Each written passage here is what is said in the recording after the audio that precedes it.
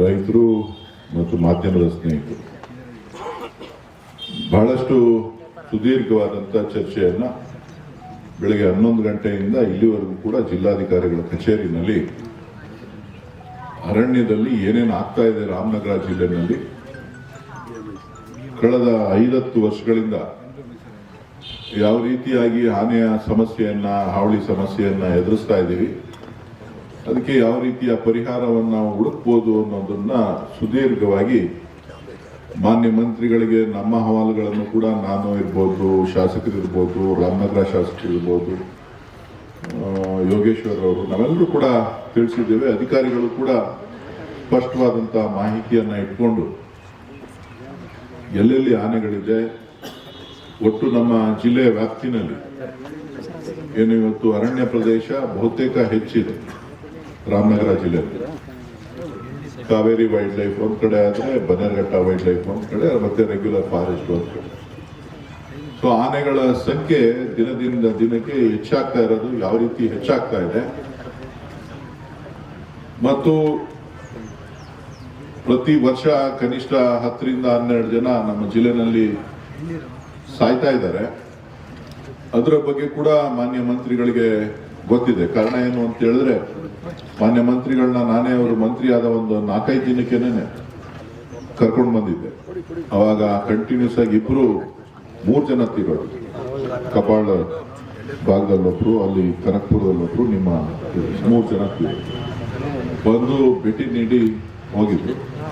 ಅದಾದ ನಂತರ ಅವರನ್ನ ನಾನು ಮನವಿ ಮಾಡಿದಂಥ ಸಂದರ್ಭದಲ್ಲಿ ರೈಲ್ವೆ ಬ್ಯಾರಿಕೇಡಿಂಗ್ಗೆ ಹಣ ಬೇಕು ಅಂತ ಹೇಳಿ ಮನವಿ ಮಾಡಿದಂಥ ಸಂದರ್ಭದಲ್ಲಿ ಸುಮಾರು 60 ಕೋಟಿ ರೂಪಾಯಿ ಹಣವನ್ನು ಅವತ್ತಿನ ದಿನ ಘೋಷಣೆ ಮಾಡಿ 60 ಕೋಟಿ ರೂಪಾಯಿಗೆ ಕೆಲಸ ಕಾಮಗಾರಿ ಪ್ರಾರಂಭ ಆಗಿ ಈಗಾಗಲೇ ರೈಲ್ವೆ ಬ್ಯಾರಿಕೇಡಿಂಗು ಬಹುತೇಕ ಕಡೆ ಆಗ್ತಾ ಇದೆ.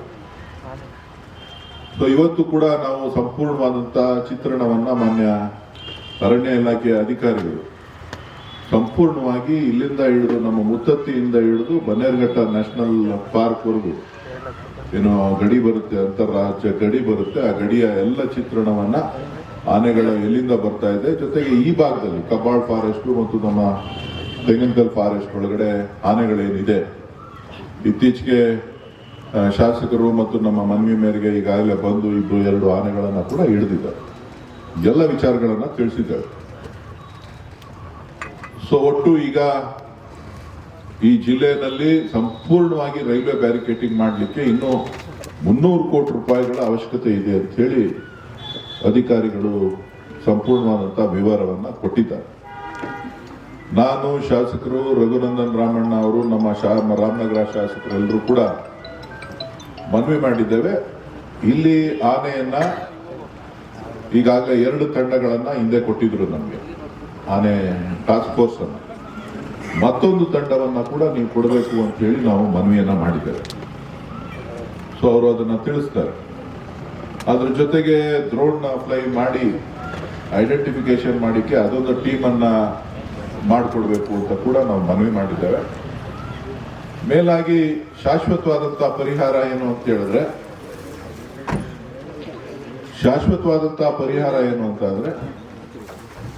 ಕಂಪ್ಲೀಟ್ ಇರ್ತಕ್ಕಂಥ ಗಡಿಗೆ ಅರಣ್ಯಕ್ಕೆ ಗಡಿಗೆ ಒಂದು ರೈಲ್ವೆ ನಾಳೆ ಇರ್ಲಿ ಬಿಡಿ, ಅದು ತೊಂದರೆ ಆಗುತ್ತಾ? ಅದು ರೈಲ್ವೆ ಬ್ಯಾರಿಕೇಡಿಂಗ್ ಇರ್ಲಿ ಬಿಡಿ, ಅಲ್ಲೇನೆ ಮೇಲೆ ಕೇಳಕ್ಕೆ ಬಂದಾಗಿದೆ. ಅವ್ರಿಗೆಲ್ಲ ಹೇಳಿದೀವಿ, ಇಷ್ಟೊತ್ತು ಎಲ್ಲ ಹೇಳಿದೀವಿ.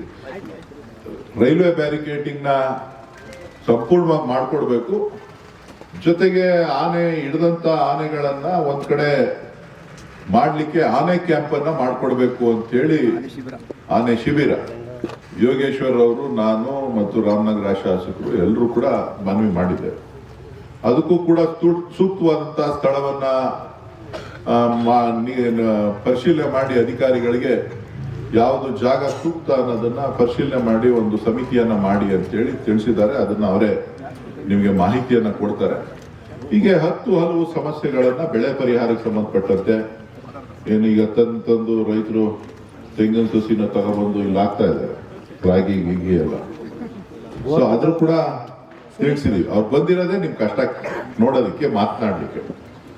ಅವರು ಇವತ್ತು ಸಾಯಂಕಾಲದವರೆಗೂ ಇಲ್ಲಿಂದ ಆದ್ಮೇಲೆ ಮುತ್ತತ್ತಿ ಫಾರೆಸ್ಟ್ಗೂ ಕೂಡ ಕರ್ಕೊಂಡು ಹೋಗೋದಿತ್ತು. ಇವತ್ತು ಮಧ್ಯಾಹ್ನ 3 ಗಂಟೆ 3:15 ಮಾನ್ಯ ಮುಖ್ಯಮಂತ್ರಿಗಳು ವೈಲ್ಡ್ ಲೈಫ್ ಮೀಟಿಂಗ್ ಇಟ್ಕೊಂಡಿದ್ದಾರೆ, ವೈಲ್ಡ್ ಲೈಫ್ ಬೋರ್ಡ್ ಮೀಟಿಂಗ್ ಇಟ್ಕೊಂಡಿದ್ದಾರೆ. ಅಂದ್ರೆ ನಮ್ಮ ಅರಣ್ಯ ಇಲಾಖೆಗೆ ಸಂಬಂಧಪಟ್ಟಂತೆ ಬಜೆಟ್ ಮೀಟಿಂಗು ಇಟ್ಕೊಂಡಿದ್ದಾರೆ. ಅದಕ್ಕೆ ಸಂಬಂಧಪಟ್ಟಂತೆ ಚರ್ಚೆ ಮಾಡ್ಲಿಕ್ಕೋಸ್ಕರ ಅವರು ನಾನು ತುರ್ತಾಗಿ ಹೋಗ್ಬೇಕು ಅಂತ ಹೇಳಿದ್ರು. ಇಲ್ಲ, ನಮ್ಮ ಜನ ಎಲ್ಲ ಕಾಯ್ತಾ ಇದ್ದಾರೆ, ನೀವು ಬರಲೇಬೇಕು ಅಂತ ಹೇಳಿ ಅವರು ಇಲ್ಲಿ ಬಂದಿದ್ದಾರೆ. ಇನ್ನೊಂದಿನ ಬರ್ತೀನಿ ಅಂತ ಹೇಳಿದ್ರೆ ನಾನು ಹೇಳಿದ್ದೀನಿ, ಸಂಗಮದಲ್ಲಿ ಬಂದು ಅಲ್ಲೇ ಆರ್ಟಿದ್ದು ಎಲ್ಲ ತೋರಿಸ್ತೀವಿ ನಿಮಗೆ. ಸ್ವಲ್ಪ ದಯವಿಟ್ಟು ಫಾರೆಸ್ಟ್ ಬೌಂಡ್ರಿ ಮತ್ತು ಕಾವೇರಿ ರಿವರ್ ಮತ್ತು ನಮ್ಮ ತಮಿಳುನಾಡು ಗಡಿ ಎರಡೂ ಕೂಡ ಇರೋದ್ರಿಂದ ಆ ಕಡೆಯವರು ಈ ಕಡೆ ಓಡಿಸ್ತಾರೆ, ಈ ಕಡೆಯವರು ಆ ಕಡೆ ಓಡಿಸ್ತಾರೆ, ಇದು ಸಮಸ್ಯೆ ಇದೆ ಹೇಳಿದ್ವಿ. ಸೊ ನಿಮ್ ಪರವಾಗಿ ಸರ್ಕಾರ ಇದೆ, ಬಹಳ ವಿಶ್ವಾಸವನ್ನ ಇಟ್ಟು ಯೋಗೇಶ್ವರ್ ಅವ್ರನ್ನ ಆಯ್ಕೆ ಮಾಡಿದಿರಿ. ಡಿ ಕೆ ಶಿವಕುಮಾರ್ ಅವರಿಗೆ, ಸಿದ್ದರಾಮಯ್ಯನವರಿಗೆ ಶಕ್ತಿಯನ್ನು ತುಂಬಿದಿರಿ.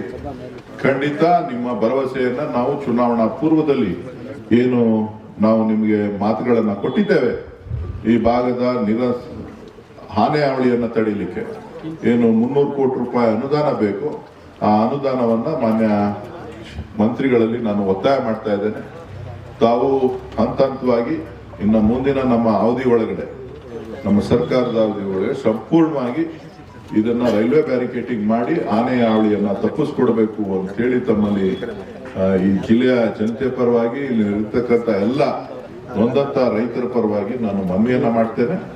ಜೊತೆಗೆ ಬೆಳೆ ಪರಿಹಾರ ಕೂಡ ಏನು ಹಾನಿ ಹಾವಳಿಗೆ ಆಗ್ತದೆ, ಅದ್ರ ಪರಿಹಾರನ ಕೂಡ ಹೆಚ್ಚುವರಿ ಮಾಡಬೇಕು. ತಾವು ಮುಖ್ಯಮಂತ್ರಿಗಳ ಜೊತೆ ತಾವು ಅದನ್ನ ಚರ್ಚೆ ಮಾಡಿ ಅದನ್ನ ಯಾವ ರೀತಿ ಇನ್ನು ಬಗೆಹರಿಸ್ಕೊಡ್ಲಿಕ್ಕೆ ಸಾಧ್ಯ.